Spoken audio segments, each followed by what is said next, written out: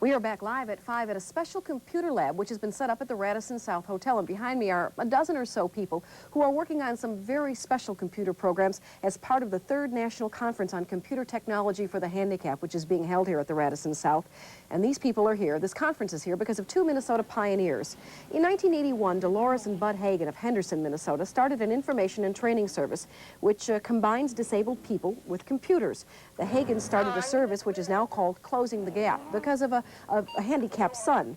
Closing the Gap has now grown significantly since those days. It is an internationally known organization recognized for its information and technology and recognized for giving that information to people who have special needs. Now, it's not until you actually visit with some of those people using the computers that you realize how much technology can help close the gap for the handicapped.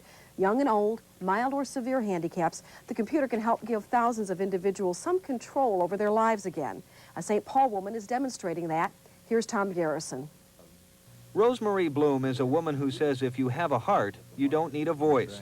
And in 1983, she was beginning to lose that voice to the ravages of amyotrophic lateral sclerosis, Lou Gehrig's disease.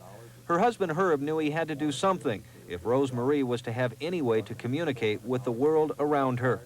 A TV story on Closing the Gap put Herb onto the subject of computers, something he knew nothing about.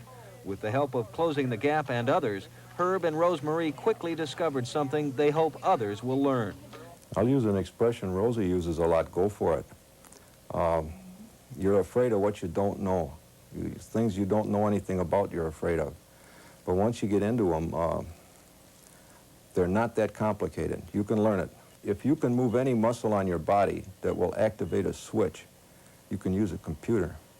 For Rosemarie, that muscle is the only coordinated one left her, the blink of her left eye, which operates a brow wrinkle switch, which in turn helps her print out messages on their Apple IIe computer. She can express herself. She can tell me what she wants. She can visit with people. She can answer letters that people write to her. She can send thank you notes back.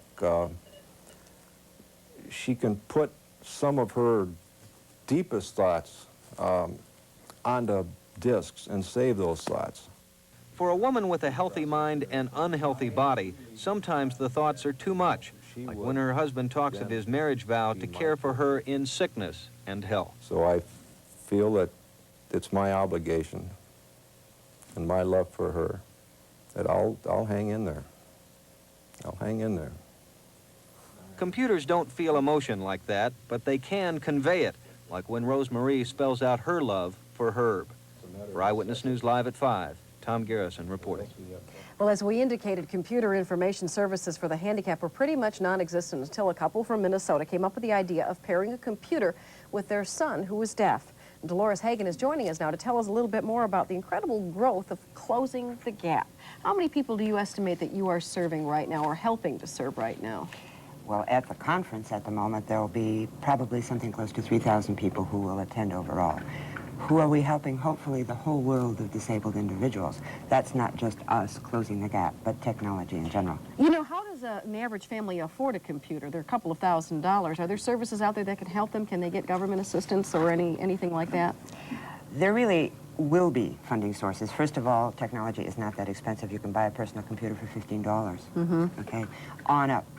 It's just a very cost-effective method of helping the handicapped. All right. One thing that computers do is help people communicate. They can add, subtract, do their grocery bills, write their letters. But one thing we've been talking about is that how does a handicapped person artistically express themselves, and how can a computer help that? Computer art is very famous at this point. It's commercial television, it's movies, it's right on the screen. And we've got this demonstration here of computer art. Right. It's a computer art tool for the teacher, for the student. It's a self-expressive tool, especially for disabled individuals who might not any other way be able to expressively express themselves with art. Oh, yeah, I see that. Okay. It would be a little bit of a, I mean, it's not as fine as taking a paintbrush, but it can be equally as expressive. You're absolutely right. All right. Thanks for joining us this afternoon, Mrs. Hagen. Well, we're going to find out what our